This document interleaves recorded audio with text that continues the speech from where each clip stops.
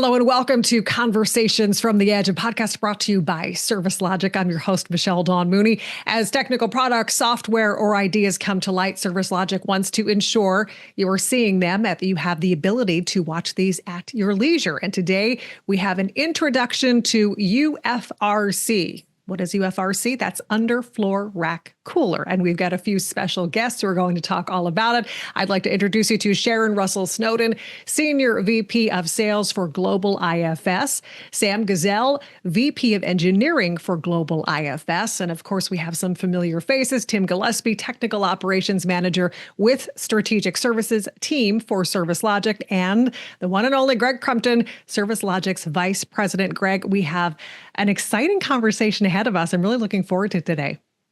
Yeah, Michelle, I love this industry, first of all. And I was at a trade show recently, and I think we were in Washington, D.C., and it was for Data Center World. And I was out touring the floor looking at all the cool stuff, and I happened upon Sharon, because a friend of ours who works with Tim down at Strategic Services, Beth Barber, had talked to Sharon and said, Crumpton's here, y'all hook up and have a conversation. So we went and looked at the product, and I just thought, hey, let's get this on the show and let everybody see it and maybe learn a few things today. So it took a little while to get it done, with travel and schedules and all that. But here we are, ready to rock and roll. So looking forward to it. Welcome to the show, guys. Well, thank you for having us. So, Sam, we were looking at a drawing a while ago. You want to pop up what the company is? Y'all just give us a little bit of intro to the company overall, and then roll into UFRC and that little vertical within the company. Yeah, absolutely. So our company is Global IFS. We are based in Grand Rapids, Michigan, and we manufacture raised access floor. That's been in the business for about 4 decades now, and we have been in the data center obviously for a very long time, and then from there on we ventured off into the office spaces where we've acquired a lot of more products into our categories, from the underfloor distribution systems, the UFAT systems, or the modular power distribution. You see here on the screen, this is a picture or a glimpse of what we've done in the office space. But we've learned quite a bit throughout the years about how to deal with raised floor systems, underfloor distribution systems. And we wanted to bring this technology back into the data center, where I think the last decade or so, the data center tended to be leaning away from raised floor systems. I think there's a good comeback for raised floor systems and the utilization of that floor space much more effectively. And this is where we're going to be talking about the UFRC, the underfloor rack cooler, specifically made for data centers. Yeah, that's a great point. With the hard surface or the concrete slab environment that data centers have kind of gone through the last probably 10 years, with everything that's going on in the data center right now, specifically geared toward higher density rack. Raised floors are coming back for a couple of reasons. One, obviously air distribution is one feature, cable management's another. And now with the onset of liquid cooling, finally, we have somewhere for the piping to live other than above the rack. So seems like a timely entry for you guys and kind of a rebirth into the mission critical world. Absolutely. And you bring up a good point about utilizing the floor space for piping. I think the ever-rising need for densification in racks demands the need for hydronic systems and loops.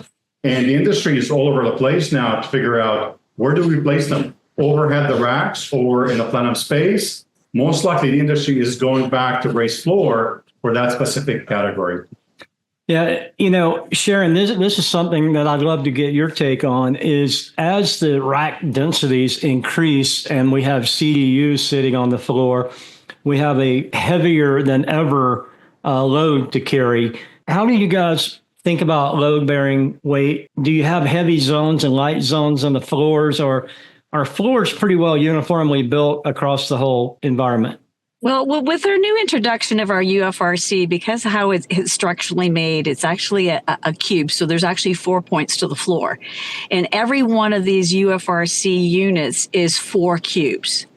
And what we can handle is upwards. We have it tested to about between 5,000 and 6,000 pounds.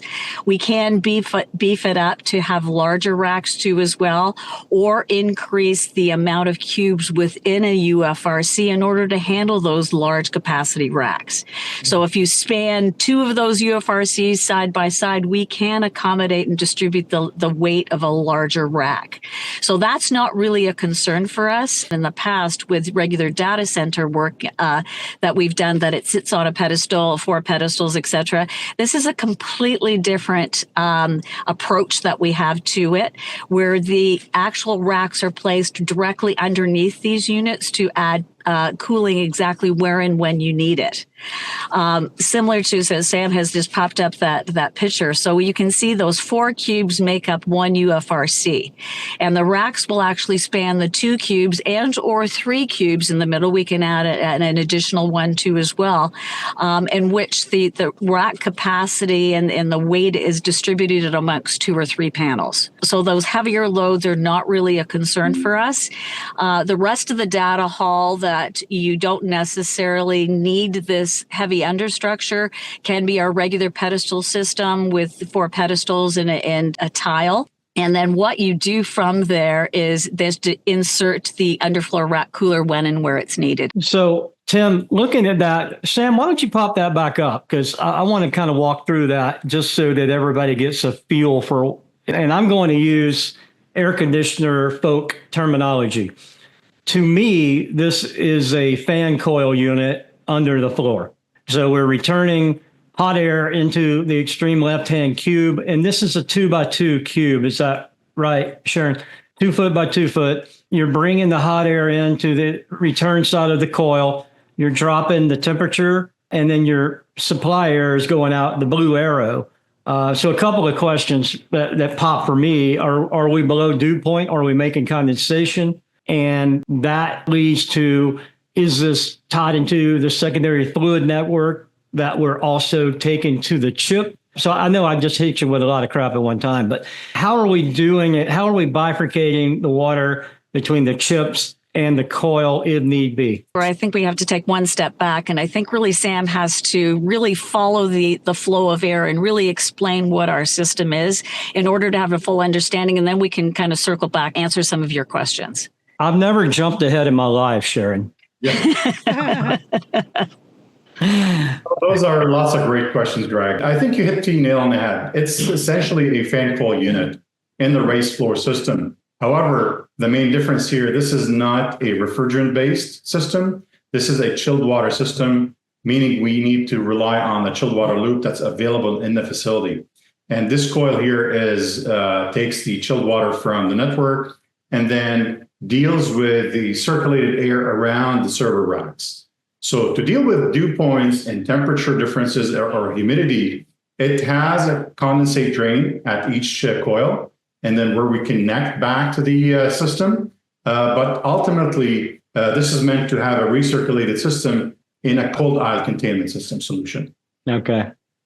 Makes sense. And this showing is a 1,200 millimeter rack being 48 inches wide. Correct. So it's the dimensions of the system is 24 by 24, your standard raised access floor panel system. And the height is a minimal nominal height of 26 inches.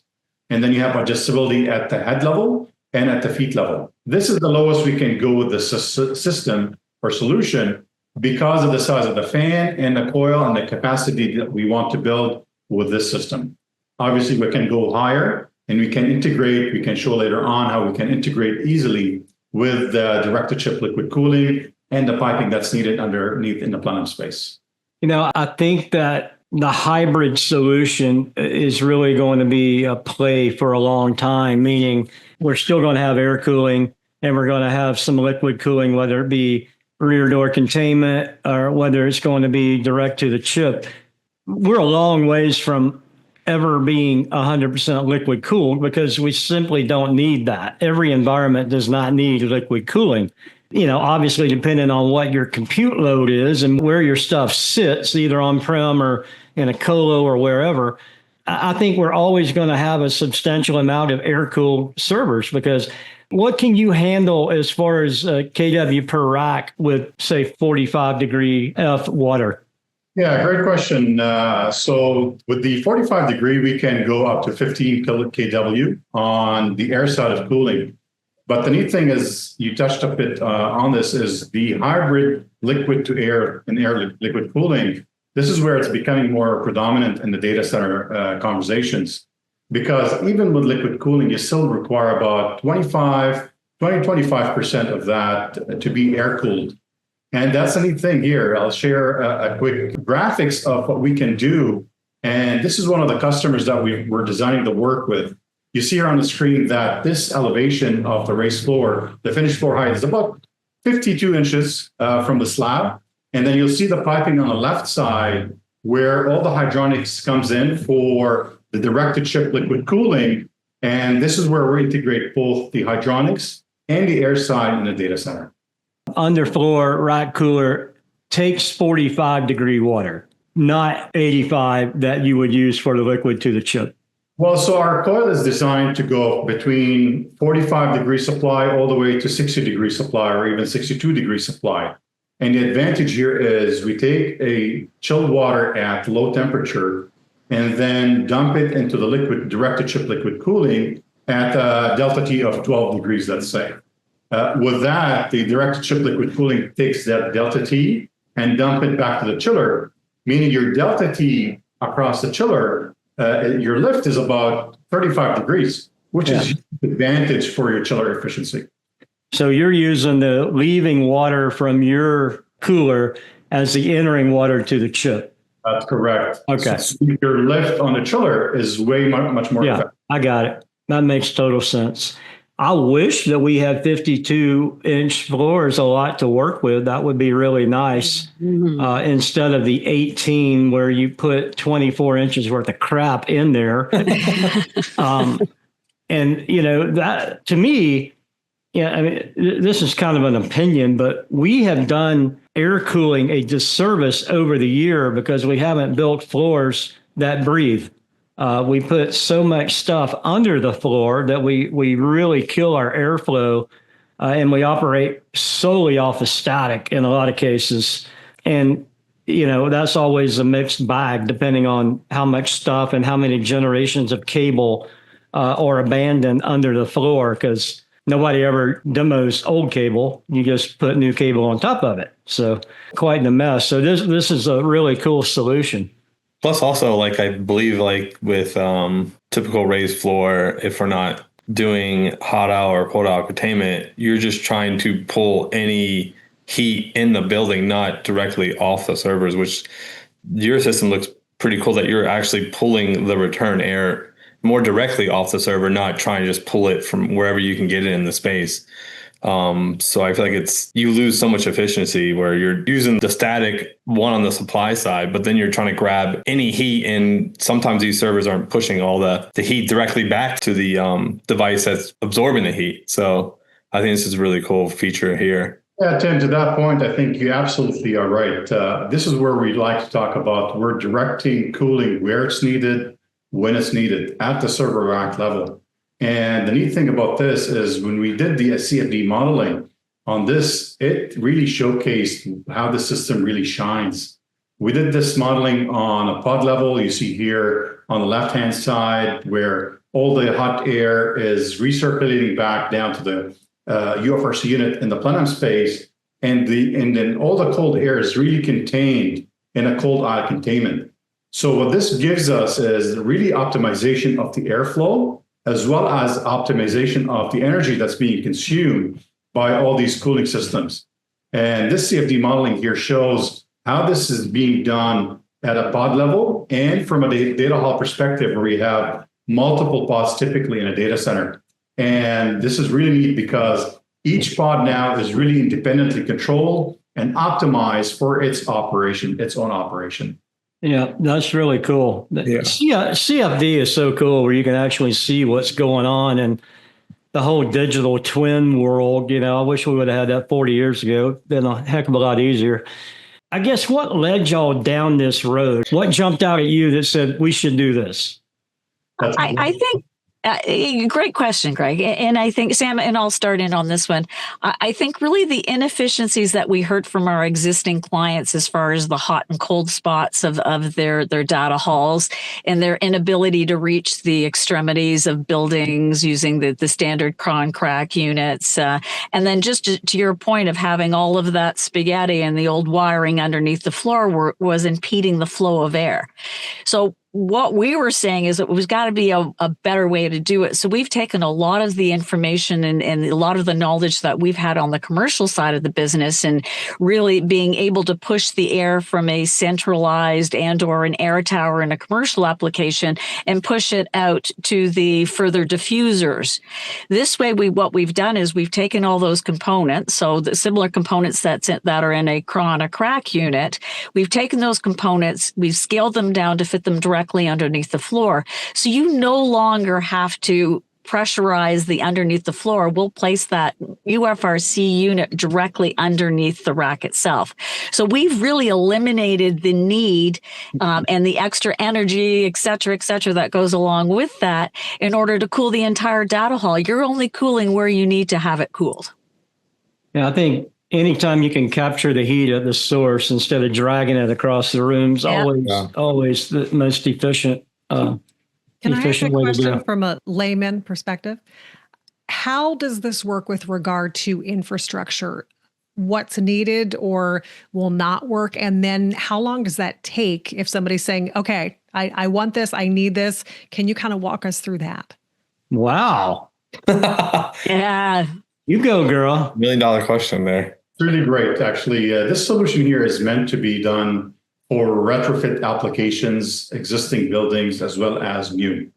The neat thing about this, because for existing facilities where it has existing raised access floor, you don't have to rip out the facility out. You just take out the space that needs to be cooled at the server racks. So, and the modularity of the system allows us to do so.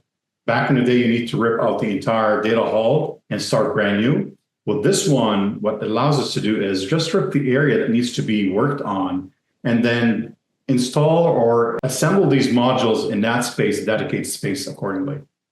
Now, obviously, it's much easier to work in a new facility, but this also allows us, because it's modular construction and in a 2x2 cube format, allows us to easily mobilize it and deliver it to site very effectively. And Sam, what about downtime there? What's involved with the actual integration? Yeah, in terms of, if you need to install a new area or expand an area, obviously that if there are no server racks in there, we can install as you go. And then provided that there's the infrastructure available, meaning the hydronics are there, the chilled water capacity is available, and then we can integrate with the system. I'll give you an example.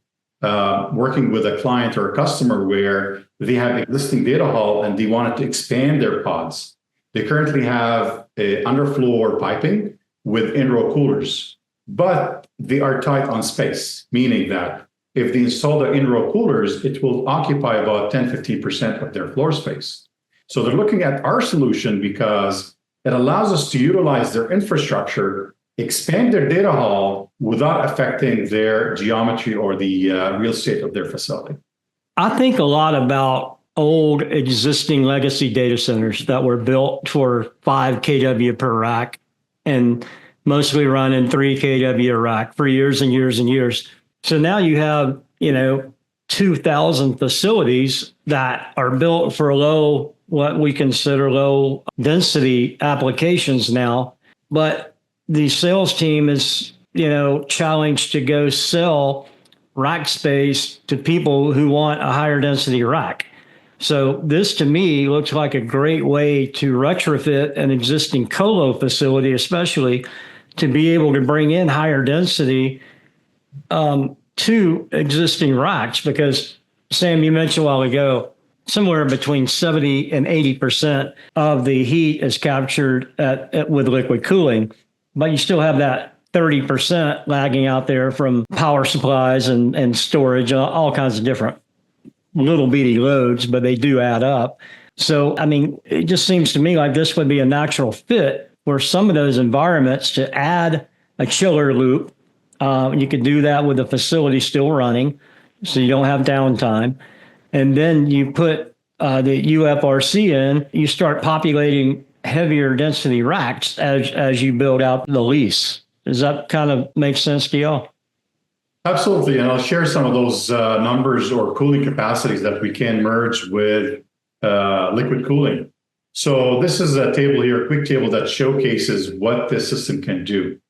If you're providing liquid cooling and you need 30% of that to be cooled by air, depending on your chilled water availability, we can go between 50 to 32 kilowatt kW on the air liquid cooling side. If you only need about 20% of that to be air-cooled, then we can go up between 48 to 78, depending on chilled water availability. And that's in a contained environment or open environment? Correct. That's a contained environment. Okay. But within that cold aisle containment. Okay. So with that, you can see that really this system scales up, not just from an air side, but for future demands as your colo facility or your data center facility expands. And they want those denser, energy-hungry racks, that's where the system shines. Can you explain more of this? Why would the load change per whatever load's requiring air cooling? I don't know if I asked that correctly, but why would some need 30% versus 15%? And yeah, good question. That all depends, I think, on the servers that are embedded in the server racks. So depends on the fan that's available in there and how much of the cooling is happening at the processor level versus the other components. So, for example, let's say you have an NVIDIA rack or server. Maybe 70 or 80% of it or 90% of it is cooled by direct-to-chip liquid cooling. Maybe that server cabinet is not all NVIDIA server racks. Maybe some of it has a patch panel. Maybe some of it has a connection. Switches and all that stuff. So the load may vary. Gotcha. This is how sophisticated that rack is, essentially, is what it sounds like. Okay.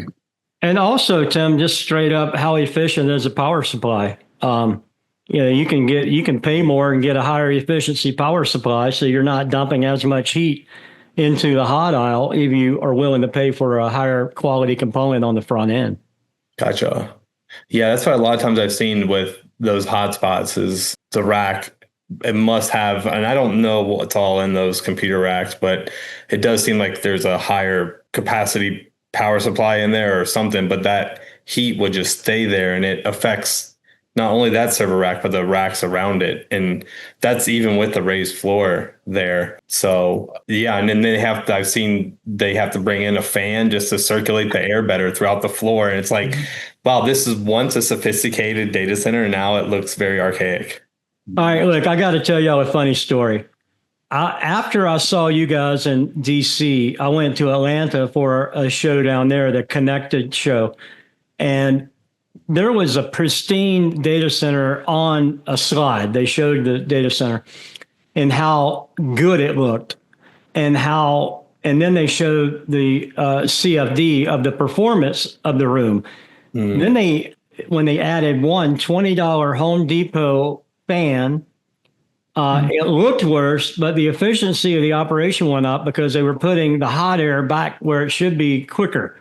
So they went with the Home Depot fan model because it was more efficient because of the way the room happened to flow. So there's a lot of oddities that, just because it looks high and tight does not always mean it's the most efficient model, as they demonstrated with I can't recall what company, but it was a household name company that did it. At the end of every rack, one of these $20 floor mount fans pointing, and it worked. So yeah, crazy.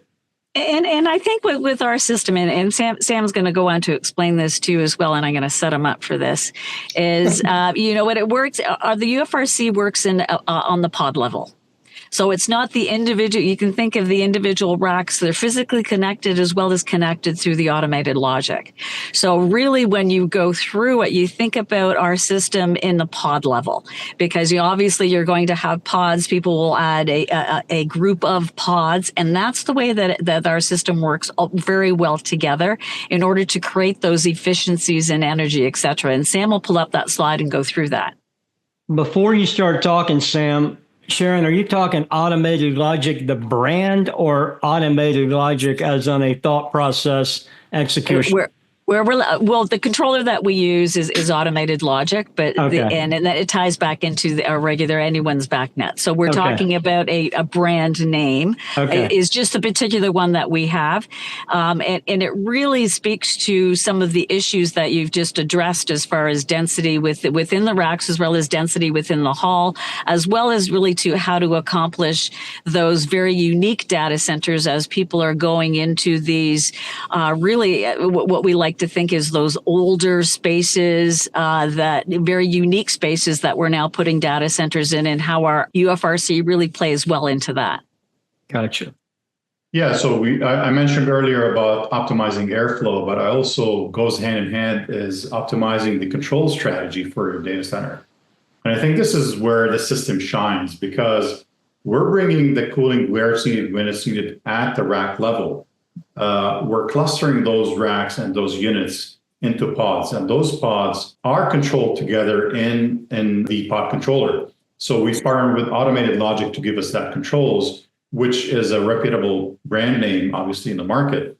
Everything is backnet addressable. Actually, as a matter of fact, each one of those UFRC units is backnet IP addressable. We have a controller inside of them.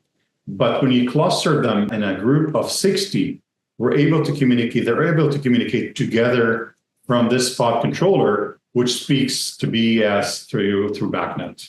Does it have a standalone feature where you can just have its own dashboard off of that controller?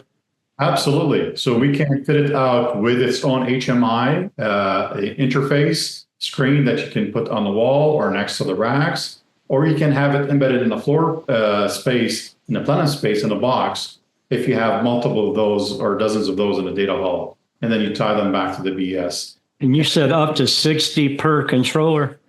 Up to 60 per controller. That's correct. Yes. And if you go back to that picture, Michelle, I don't know if it took me a while, the other one, the previous one. I didn't fully understand what that picture was, but now I understand. So the fan is right below the red arrow. It's sucking the air down. And this is ductwork. Is it a particular type of ductwork that's connected to this fan coil? Yeah, great question, actually. So everything here is, you see, this is where we ship direct from our facilities. The duct that we use is fabric duct, so there's no sheet metal work needed.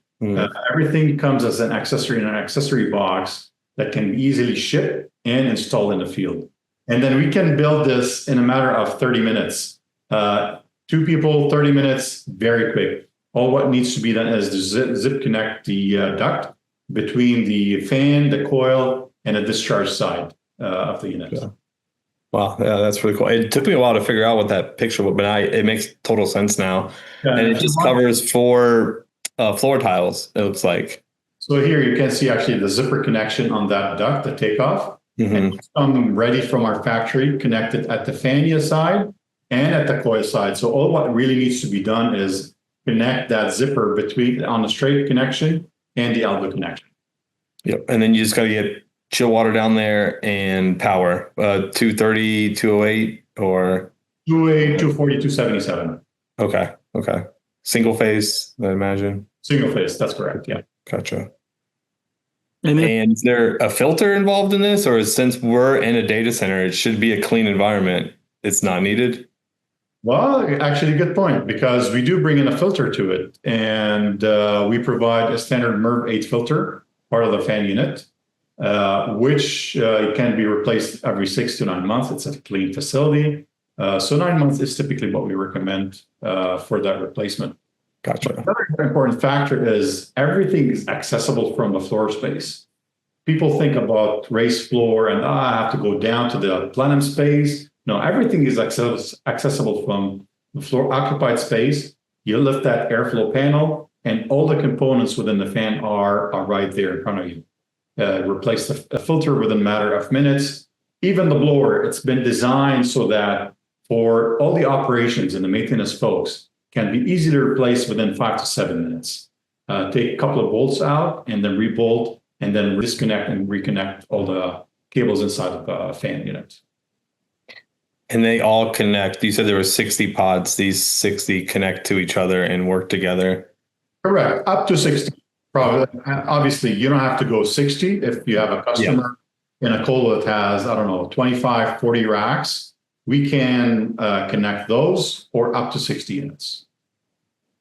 And are you doing one of these fan assembly coils per rack, or it depends on the density of that rack or the heat load? Yeah, very good question. I think it all depends on the size of the rack, right? So this is a 24-inch module. But if your rack is 28 inches, 30 inches, even 36 inches, it adds to the redundancy story of that technology. If it's 1-to-1, that's probably a 24-inch rack. If it's 28-inch rack, that means you can marry up one server cabinets to multiple units down on the floor plate. Gotcha. Cool. Very nice. My brain's going with a lot of different possibilities. I would put this thing in places other than under the floor, probably, just based on the Take it one on my desk. Well, you're never at it, so I don't know what that would be. Wow, touche, Greg. Hey, he's the one that said he was golfing or something today. Tim, any more questions? I feel like I've got a really good feel for the general opportunities that this presents, for our folks out in the companies to think through, okay, I've got a hotspot or I've got a remodel or what have you. Yeah. This to me is a nice arrow to have in the quiver for sure. Oh, definitely. No, I think he answered all my questions from looking at the website. Now I fully grasp it and it makes sense. And no, I don't have anything else. Though I do, since I HVAC and I like working with refrigeration. Is there a possibility in the future that you guys? It sounds like it only does chill water. Is there a chance maybe you guys go DX route? Is there any thought on that? Yeah, there is actually a possibility. We're going for version 2.0, I guess, on this with an offering for DX. Yeah, the reason we started with chilled water is because a lot of facilities are switching from DX to chilled water. So we wanted to start there. And then most likely the logical way next for us is to go for DX coil. Gotcha. Cool. Yeah, I would see this as a great VRV, VRF application because the modulating fan speed, and you can match that with a compressor pumping capacity to do load matching. We have ever moving loads now because these racks are not instantaneously or are continuously loaded with the same load. The higher density chips tend to ramp up and down rather quickly. So you need a system that could perform to catch those spikes. So that VRV or VRF, depending on what flavor you like, seems like that would be a good fit. That's a great segue for discussion about optimizing the energy usage as well. We did an energy modeling with IES, and then we compared this decentralized system with your standard cross centralized equipment. And the efficiency is really staggering from a fan where we have 40% reduction to the pump energy, 16% reduction, and the chiller and the heat rejection plan about 7%. If you combine all these together, you'll get about 15% reduction for your total energy consumption on the mechanical side, which means now your PUE level drops from 1.26 to 1.22. And this is really important for any data center. Because energy is scarce, we want to make sure that we're optimizing the airflow, we're optimizing the controls, but also more importantly, we're optimizing the energy usage in the data center facility. Sam, you read my mind because that was going to be my next question with regard to the benefits, talking about, we're all hot word here, conservation and energy efficiency, and wanted to ask about, with regard to the benefits of that, as well as it seems like a reduction in workforce time, right? Because if you're able to access everything right there on the floor. But my favorite part is always hearing about the success stories. Do you have anything you can share in the way of anybody who has switched over here that you can kind of leave us with? So we've launched this product fall of last year as a brand new product for data center, but all the components we have been utilizing in the office space. So we have this data center facility in Denver where we installed it at an existing co-location facility.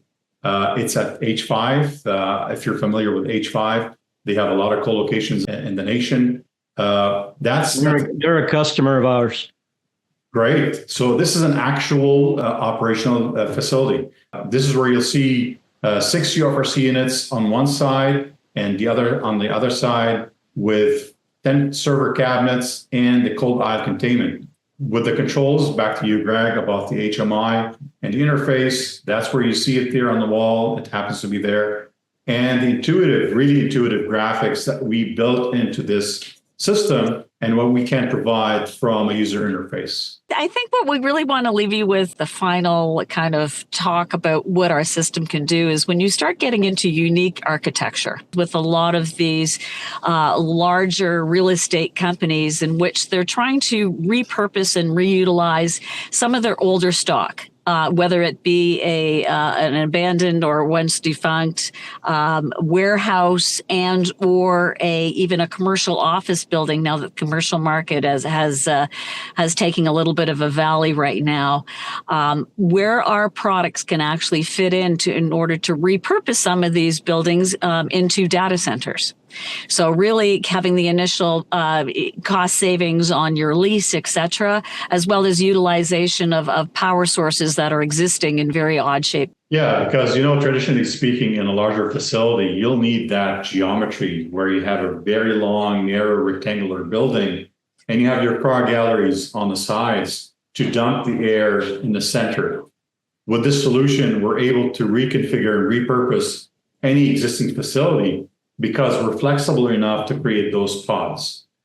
Even if the pod of the same customer, let's say they have 30 racks or 60 racks, we can split them up, but working as one pod for the overall facility. So that's the neat thing about this. We're able to play around and plug it in where it's the way it fits best. It's definitely unique, and it's something that, we tried to get rid of all of the need to bring in yet another trade into the building envelope in which to have the metal duct, et cetera. And it just makes it very easily reconfigured. It makes it very modular. We can ship it complete on a 4x4 skid. We can actually fit 2 UFRCs. So it comes very compact, which allows your colo or whatever facility that you have in order to scale up very easily. These can be sitting on a skid in the back as you have the need for more rack. These can be installed right away. So, Sharon, you're pitching buying 100 of them and storing them. Yes, absolutely. Can you tell I'm on the sales side of the business? I love it. But you know what? It's not going to be in any install or any reconfigure and or new build. It's not going to be our products that are going to be late. So we ran out at about a 10 to 12 week lead time, readily available. Really, I actually like to have clients keep 1 or 2 in inventory should they need an immediate need to add a rack into it. So again, very scalable. We want to be as flexible as possible with our clients in order to service them properly. What brand of EC motors are you guys running in there right now? So we've partnered with Price Industries that they manufacture the components for us. And one of them is the blower. So we source it from Price Industries. Okay. So you bought it. It's a component. Correct. Okay, cool. Very nice. Yeah. Michelle, do you have any more edge of the seat questions? Because that was a good one you dropped a while ago. Well, thank you. No, I think that's it. I think all of my questions have been answered. And of course, at the end of the program, we always like to tell people if they have any questions, they can find contact information in the show notes, because I'm sure a lot of people might want to learn more about what we talked about today. But I think we had a great conversation. Anything final words from you, Greg?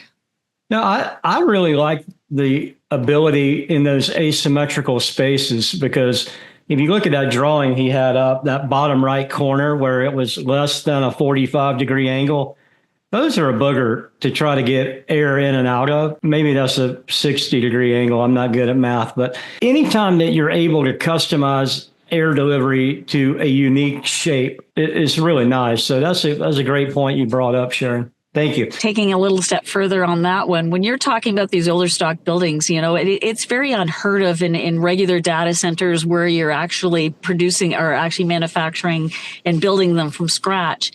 The ceilings in commercial applications, when you repurpose, are generally only 13 feet. Yeah. That's all we really require.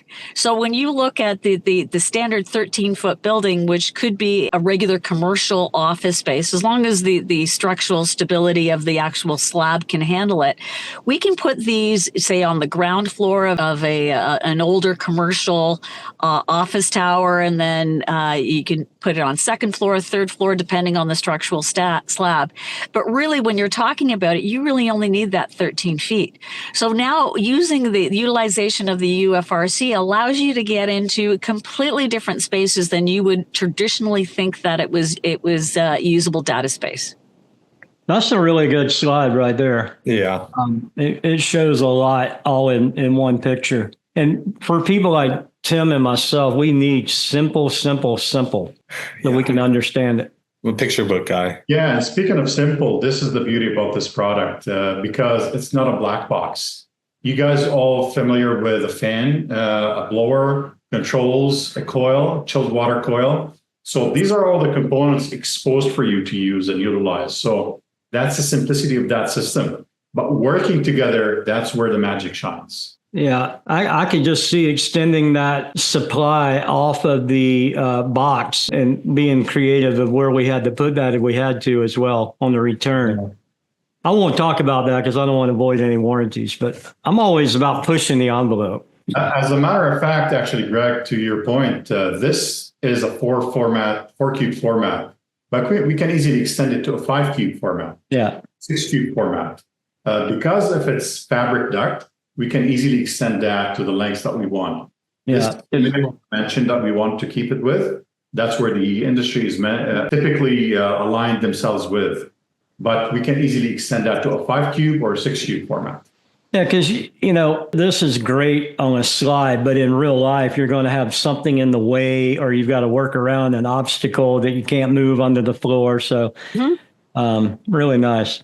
Well, cool, guys. Well, thank y'all so much for taking time and walking us through it. Very informative. Well, thank you very much on behalf of Sam and I and Global IFS. We welcome the opportunity to actually present our product. Sam and I are very passionate about it. Love to talk about it and welcome anyone who needs further information. Love to have the full presentation done to their groups. And or if you have any questions, be happy and willing to answer anything. Well, we're gonna put your contact info up here at the end of the show, and people will be able to contact you directly, and maybe we can go solve some hot spots. Absolutely. Great. Thank you very much, everyone. Yeah, and I have a feeling a lot of people will be reaching out because a lot of questions. We could go another hour, I think, Greg, and we would still have some more questions that weren't answered. Sharon Russell Snowden, Senior VP of Sales for Global IFS, Sam Gazelle, VP of Engineering for Global IFS, and of course, Tim Gillespie and Greg Crumpton from Service Logic. A great group today. Thank you all for being here for the conversation. I want to thank all of you for tuning in and listening to Conversations from the Edge. Once again, we will have contact information in the liner notes here. But if you liked the conversation that you heard today, we would invite you to subscribe to Service Logic's Conversations from the Edge podcast so you can hear more wonderful, engaging, full of question conversations like the one you heard right here. Thanks again for joining us. I'm your host, Michelle Dawn Mooney, and we hope to connect with you on another podcast soon.